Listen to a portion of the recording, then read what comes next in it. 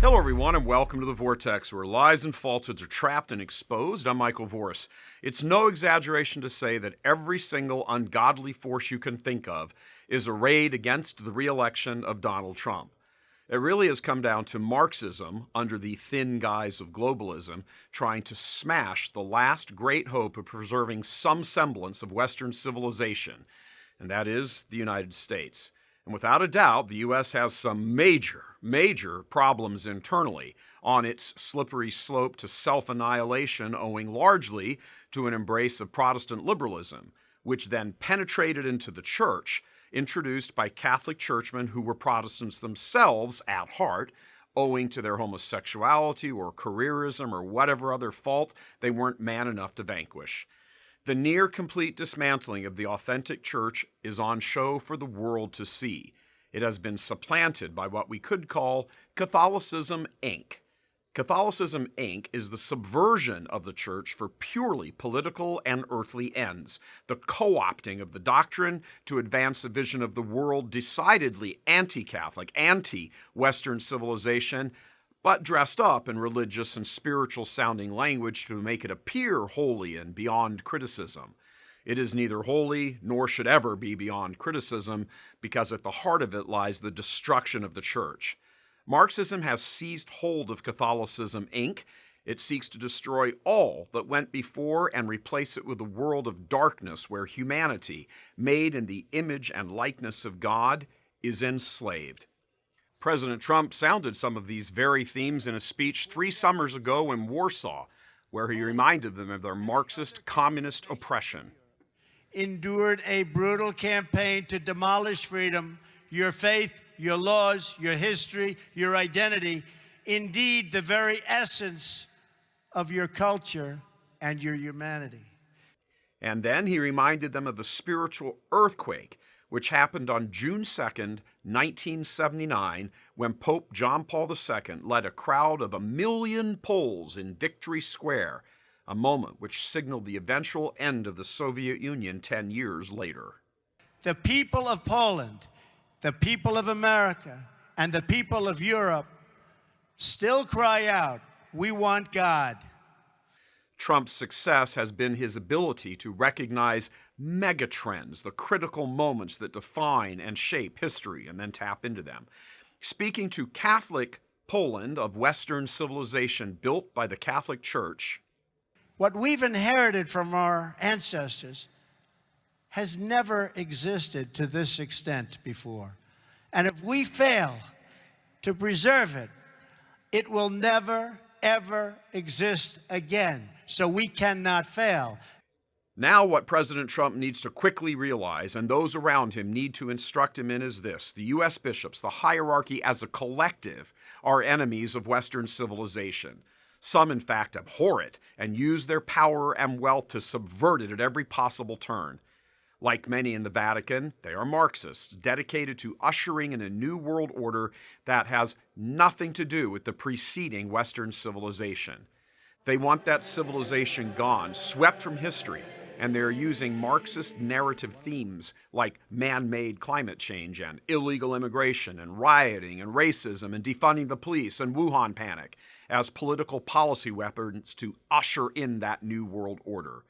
It's why the most powerful among the bishops remain dead silent in the face of statues of Catholic saints being torn down, images of the Queen of Heaven being defaced, and even statues of our Savior being beheaded. They're using the second greatest commandment to attack the first commandment.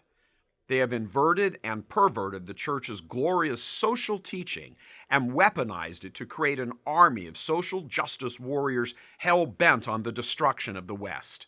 They use billions in U.S. taxpayer dollars, which Trump should cut off, and they use it to create chaos and political mischief.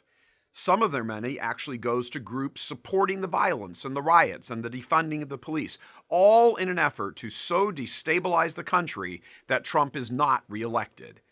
These elements within the U.S. hierarchy and their battalions of social justice warriors understand that America is the last domino to fall, that Western civilization is now dependent on the United States of America, with all of its flaws, with all of its own evil to confront and reverse. But there is still within America, at least for now, a large number of people, many of them are faithful Catholics, who vote, who will rally to the defense of God and country.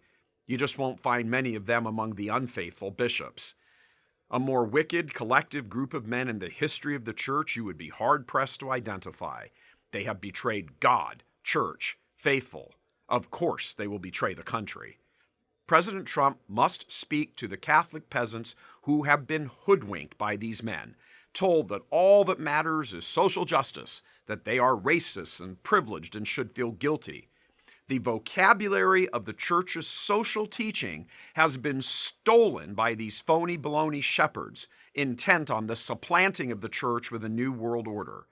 Trump must take it back. He must reclaim for the average Catholic the underlying truth of what justice really means, what true charity is.